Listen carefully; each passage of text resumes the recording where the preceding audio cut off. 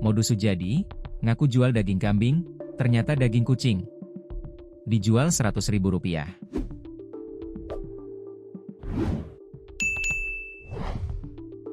Modus seorang pria asal Pagar Alam, Sumatera Selatan, bernama Sujadi, 55, mengaku jual daging kambing muda, ternyata yang dijual adalah daging kucing.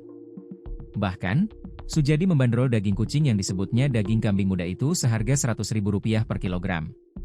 Kebohongan Sujadi akhirnya terbongkar hingga akhirnya ia ditangkap polisi. Pagar Alam adalah kota otonom yang terletak di Provinsi Sumatera Selatan. Kota ini memiliki keunikan geografis karena berada di kaki Gunung Dempo, gunung berapi tertinggi di Sumatera Selatan.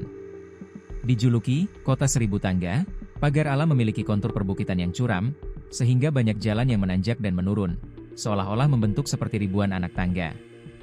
Tanah yang subur di wilayah ini menjadikan Pagar Alam pusat produksi berbagai hasil pertanian, terutama kopi, teh, dan sayuran.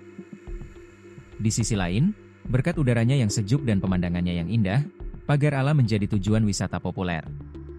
Beberapa tempat menarik di kota ini antara lain perkebunan teh yang luas dan air terjun yang tersebar di berbagai titik. Dikutip Tribun Lampung.co.id dari tribunjatim.com, penangkapan ini terjadi setelah warga setempat melaporkan aksinya yang terekam dalam video dan diunggah di akun Instagram pagarlam_insta, seperti dilansir dari kompas.com. Kapolres Pagar Alam, AKBP Januar Kencana Setia Persada menjelaskan, setelah video tersebut viral di media sosial, Satuan Reserse Kriminal, Satreskrim, langsung melakukan penyelidikan.